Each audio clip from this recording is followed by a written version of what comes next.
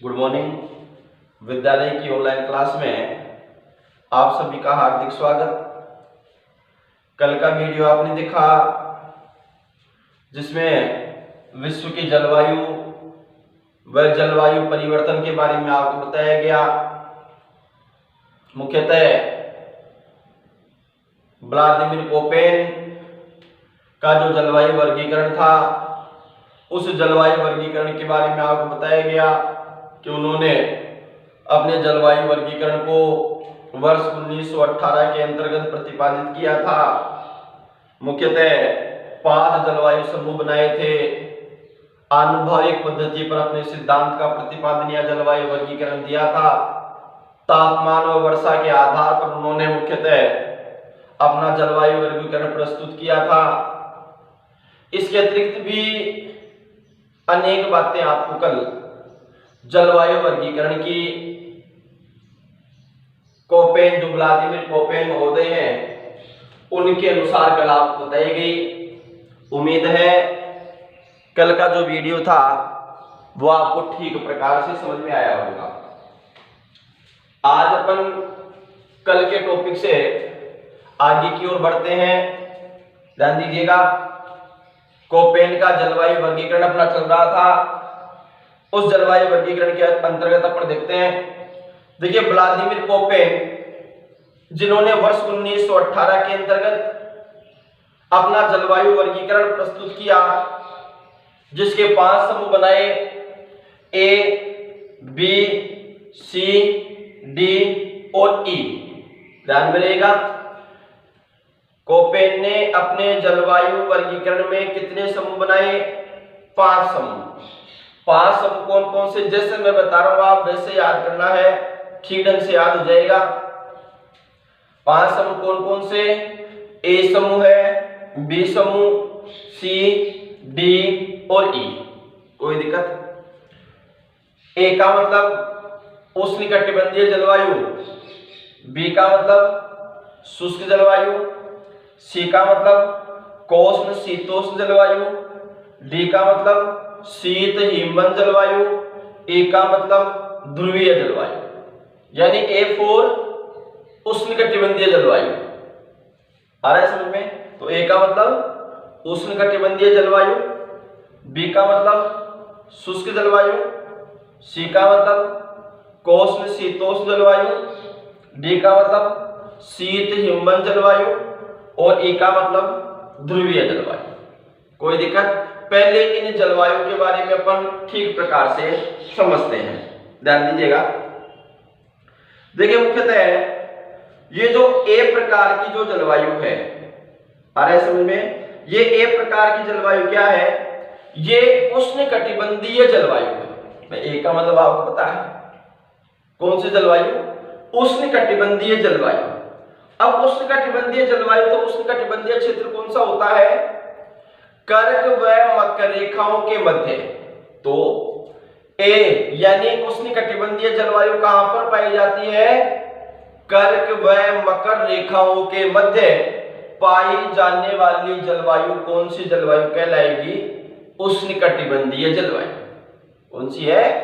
कर्क व मकर रेखाओं के मध्य पाई जाने वाली जलवायु। यानी जहां पर वर्षा अधिक और वार्षिक जो तापांतर है वो अधिक होता है। यानी यहां पर आपको ए प्रकार की जलवायु के लिए केवल 3 बातें ध्यान में रखनी है। पहली बात, ए प्रकार की जलवायु होती कौन सी है? तो ए प्रकार की जलवायु कौन सी होती है? उष्णकटिबंधीय जलवायु। कोई दिक्कत? कहां होती है?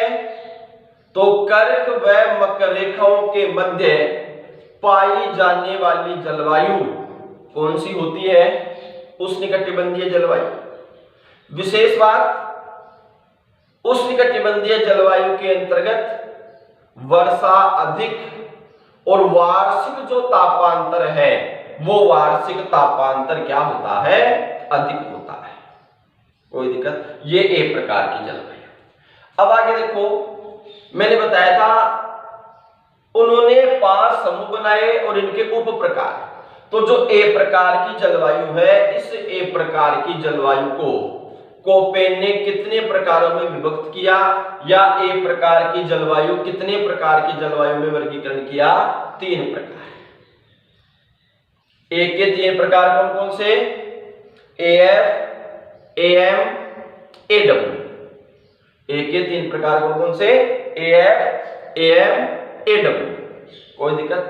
AF का मतलब उष्णकटिबंधीय आर्द्र जलवायु, AM का मतलब उष्णकटिबंधीय मानसूनी जलवायु, और AW का मतलब उष्णकटिबंधीय आर्द्र व शुष्क जलवायु। यानी उष्णकटिबंधीय तो तीनों में है, केवल आपको याद क्या करना है? देखो, A का मतलब उष्णकटिबंधीय जलवायु हो गया, AF आर्द्र जलवायु, मानसूनी जलवायु, आर्द्र शुष्क जलवायु, और इनसे पहले उष्णकटिबंधीय सब में आना है। कोई दिक्कत? ये पहला प्रकार। दूसरा प्रकार उन्होंने बताया शुष्क जलवायु, और जिसके लिए अंग्रेजी वर्णमाला का कौन सा सांकेतिक शब्द प्रयुक्त किया? बी। और बी का मतलब हुआ क्या? शुष्क जलवायु। ध्यान दीजिए, शुष्क जलवायु के बारे में, बी जलवायु के बारे में। हमारी पृथ्वी के एक बहुत बड़े हिस्से पर बी प्रकार की यानी जो शुष्क जलवायु है, यह शुष्क जलवायु पाई जाती है। यानी कहां से कहां तक इसका विस्तार अपन माने तो मुख्यतः बी प्रकार की जो जलवायु होती है यह 15 डिग्री से लेकर के 60 डिग्री उत्तरी व दक्षिणी अक्षांशों के मध्य है। ए प्रकार की जलवायु तो कहां थी? कर्क व मकर रेखा के मध्य। बी प्रकार की यानी शुष्क जलवायु, मैंने बताया कि हमारी पृथ्वी का एक विशालतम हिस्सा बी यानी शुष्क जलवायु के अंतर्गत आता है। कहां पर है ये जलवायु? तो 15 डिग्री से लेकर के 60 डिग्री उत्तरी व दक्षिणी अक्षांशों के मध्य स्थित है। और सबसे बड़ी विशेषता क्या है? नाम है शुष्क जलवायु, यानी यहां पर वर्षा बहुत कम होती है। ये इस जलवायु की सबसे बड़ी विशेषता है, न्यून वर्षा का होना यानी कम वर्षा का होना। आ रहा है समझ में? अब ये जो जलवायु है बी प्रकार की जलवायु जो 15 डिग्री से 60 डिग्री उत्तरी व दक्षिणी अक्षांशों के मध्य पाई जाती है, जिस जलवायु में वर्षा बहुत कम या न्यून होती है, यानी शुष्क जलवायु बी प्रकार की जो जलवायु होती है ये कितने प्रकार की होती है? ये 2 प्रकार की होती है। अभी यानी जो शुष्क जलवायु है, इस शुष्क जलवायु के 2 प्रकार कौन कौन से हो गए? एक प्रकार तो हो गया अर्ध शुष्क या स्टेपी जलवायु, और एक मरुस्थल जलवायु यानी बीडब्ल्यू। बी का मतलब शुष्क जलवायु। अब यहां पर बी का मतलब शुष्क जलवायु क्यों है ये प्रश्न नहीं है, क्योंकि कोपेन ने अपने सिद्धांत के अंतर्गत अंग्रेजी वर्णमाला के सांकेतिक भाषा का प्रयोग करके अंग्रेजी वर्णमाला के शब्दों को दिया है। आ रहा है समझ में? तो बी का मतलब शुष्क जलवायु, और बी के कितने प्रकार बताए? 2 प्रकार। 2 प्रकार कौन कौन से? बीएस प्रकार की जलवायु और बीडब्ल्यू प्रकार की जलवायु। बीएस प्रकार की जलवायु तो हो गई कौन सी? अर्ध शुष्क स्टेपी जलवायु, और बीडब्ल्यू प्रकार की मरुस्थलीय जलवायु, तो ये हो गई कौन सी? शुष्क जलवायु। कोई दिक्कत? तो शुष्क जलवायु के बारे में क्या क्या देखा हमने कि ये जो शुष्क जलवायु हमारी पृथ्वी के बहुत बड़े हिस्से पर विद्यमान है।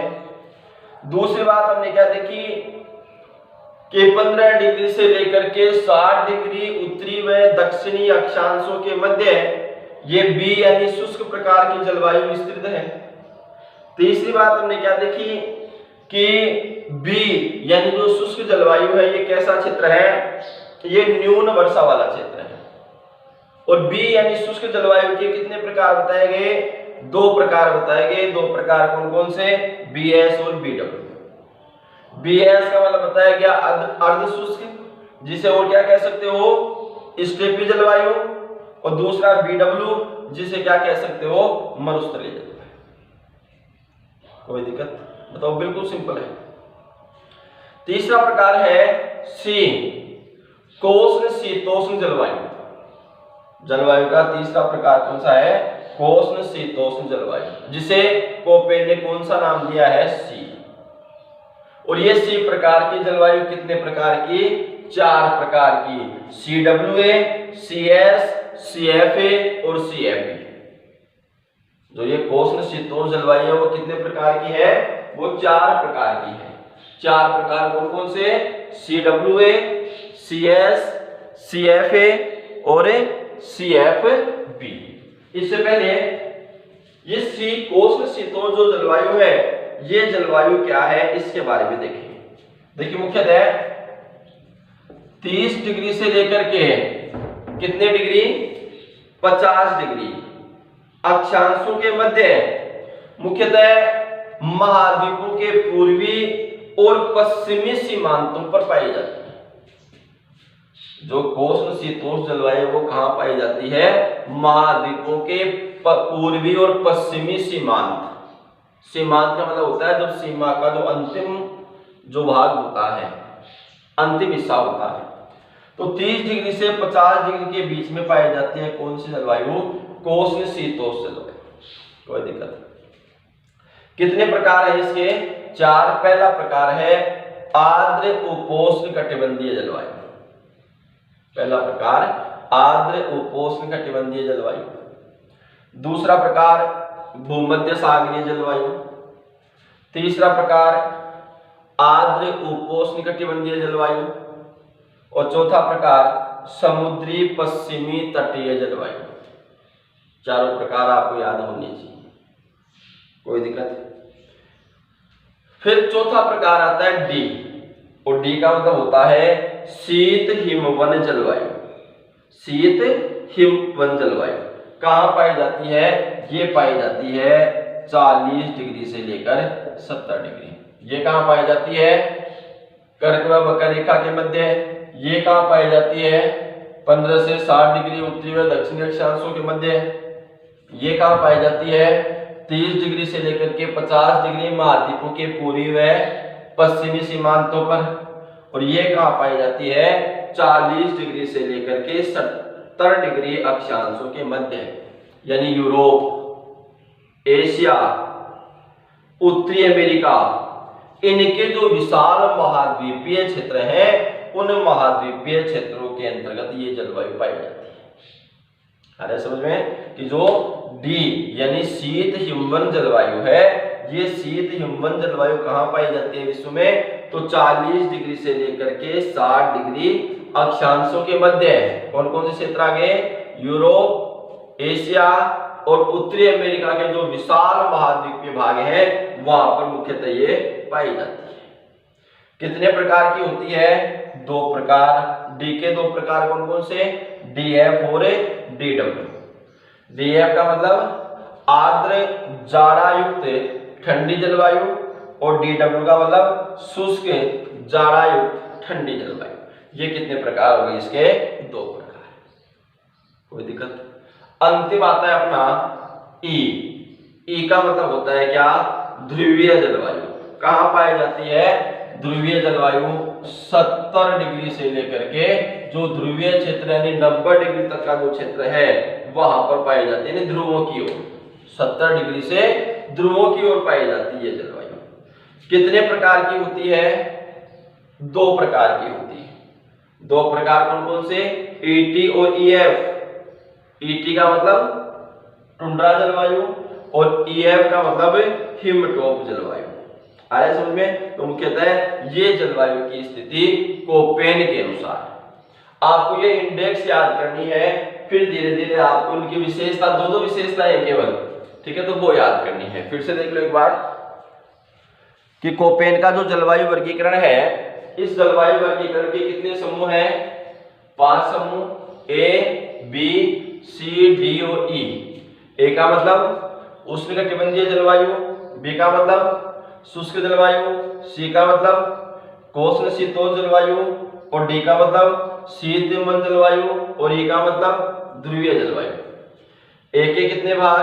3 भाग, AF, AM, AW, यानी उष्णकटिबंधीय आर्द्र जलवायु, उष्णकटिबंधीय मानसून जलवायु, उष्णकटिबंधीय आर्द्र व शुष्क जलवायु। बी कितने भाग? बी के शुष्क जलवायु के 2 भाग। नंबर 1 अर्ध शुष्क या स्टेपी जलवायु और नंबर 2 मरुस्थलीय जलवायु। फिर आता है सी उपोष्ण शीतोष्ण जलवायु। कितने भाग इसके? 4 प्रकार।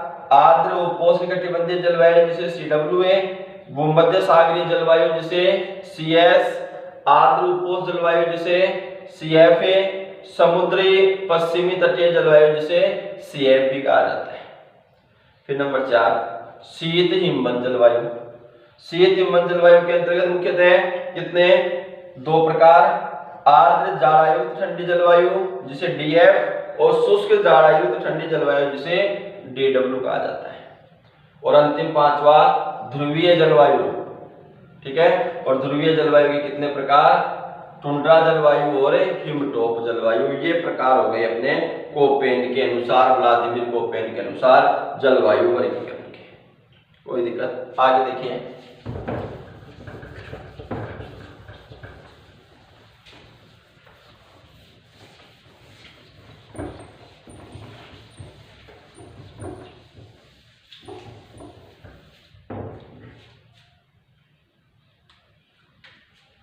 ये तो हो गई विश्व के जलवायु के वर्गीकरण। एक बिंदु दे रखा है इसमें,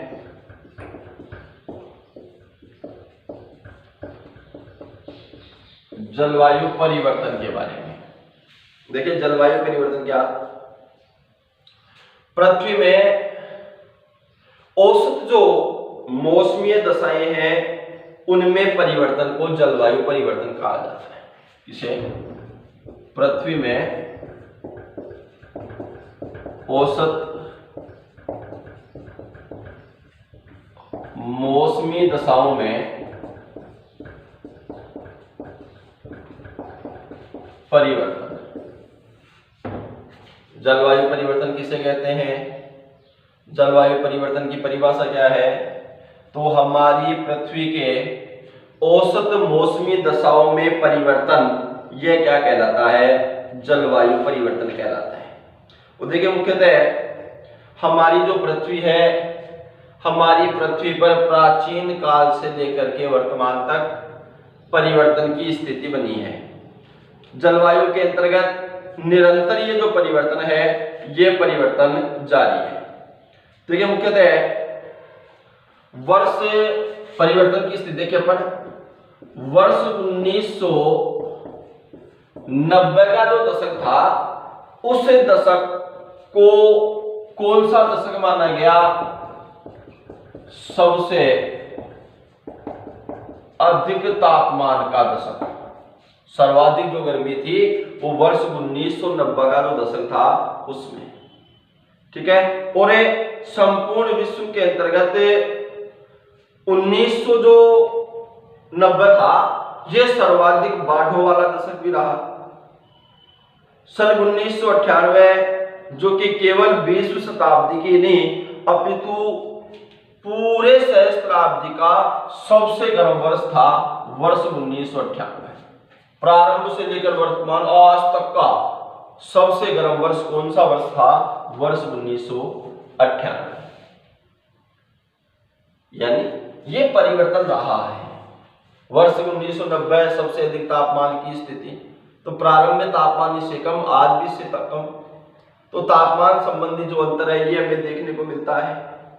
इसके अतिरिक्त वर्ष 1930 के अंतर्गत संयुक्त राज्य अमेरिका, वहां पर जो मैदानी भाग था, उस मैदानी भाग के अंतर्गत एक भयंकर सूखे की स्थिति पड़ी। ठीक है, वर्ष 1940 के बाद में विश्व का जो तापमान था, उस विश्व के तापमानों के अंतर्गत धीरे धीरे कमी रही। तो कहने का मतलब वायुमंडलीय जो ताप उत्पन्न करने वाली प्रक्रियाएं हैं, ठीक है, जैसे ग्रीन हाउस प्रभाव की अपन बात करें तो ग्रीन हाउस प्रभाव है, ये भी एक महत्वपूर्ण परिवर्तनकारी प्रक्रिया है हमारे यहाँ पर पृथ्वी पर विद्यमान। Carbon dioxide, chlorofluorocarbon, methane, nitrous oxide, ozone, ये वायुमंडल में विशाल स्तर पर यानी विस्तृत पैमाने पर उत्सर्जन करती हैं, जिससे भूमंडलीय उष्मन होता है। भूमंडलीय उष्णता का मतलब होता है तापमान बहुत अधिक बढ़ता है। इन गैसों का जो उत्सर्जन हो रहा है उस उत्सर्जन को कम करने के लिए अनेक प्रयास किए जा रहे हैं।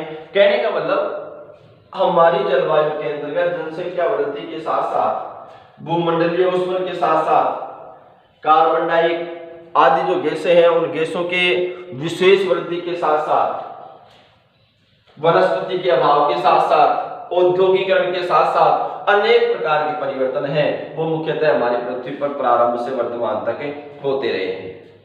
आ रहा है समझ में?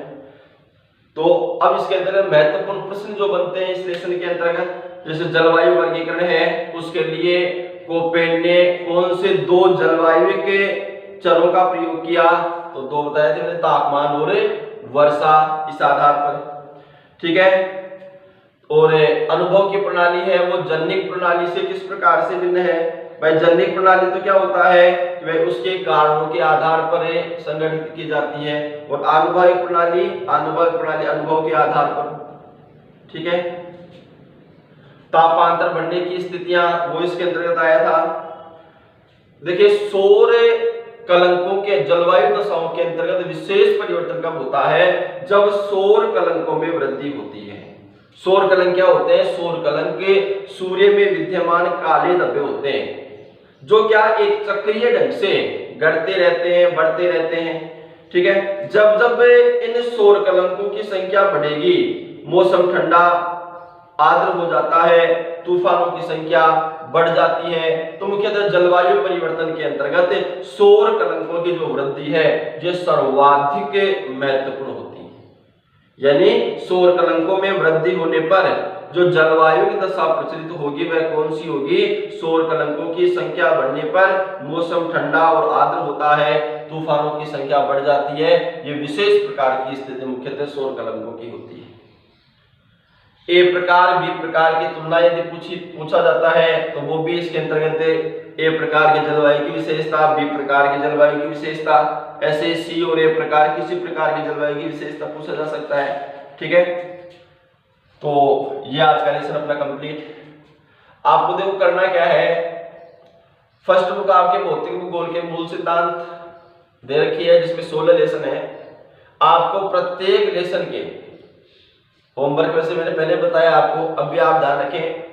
भौतिक भूगोल के अंतर्गत आपको क्या करना है कि जो आपका पहला लेसन है उस पहले लेसन से लेकर के, ठीक है, जितने लेसन अपने हो गए लगभग 12-13 लेसन अपने हो गए आज, जहां तक मुझे ध्यान में शायद 12वां या 13वां लेसन है ये विश्व जलवायु में जलवायु परिवर्तन। तो आप केवल इतना करें, नोट्स में आपको बाद में लिखवा दूंगा, महत्वपूर्ण बातें आपको मैं लिखवा दूंगा। केवल होमवर्क के रूप में आपको करना क्या है, मेरे पास एक दो डाउट भी आए थे बच्चों के कि सर हम करें क्या नोट्स में या फिर होमवर्क में हम क्या करें, वो बात आप बिल्कुल क्लियर कर लें। आपके जो 16 लेसन है भौतिक भूगोल के मूल सिद्धांत फर्स्ट बुक में, उन लेसन के पीछे जो प्रश्न दे रखे हैं फिलहाल आप होमवर्क के रूप में वही कर लें। जो प्रश्न नहीं आता है, जिस प्रश्न का आंसर आपको नहीं मिलता है वो प्रश्न आप डाउट में डाल दें, अगले वीडियो के अंतर्गत उस प्रश्न का हल मैं आपको बता दूंगा, उसके अनुसार आप लिख लेना। ठीक है, तो सभी लेसन के जो जितने भी लेसन हैं, जितने आपको टॉपिक बता दिए गए, प्रत्येक लेसन के जो पीछे दिए गए प्रश्न है लेसन के बाद में वो आपको कंप्लीट करने हैं। ये आपका होमवर्क है। लगभग 25-30 वीडियो आपके पास हो गए और लगभग जहां तक मुझे ध्यान में है 10 या 11 लेसन अपने कंप्लीट हो चुके अब तक। ठीक है, ये 12वां लेसन है या 13वां लेसन है बुक के हिसाब से।